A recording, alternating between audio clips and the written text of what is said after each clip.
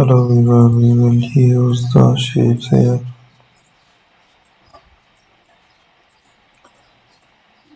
Again make the changes.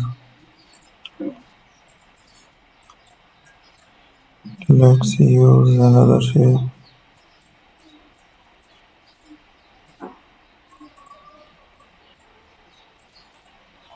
So we will try the different options there. Add a paint again.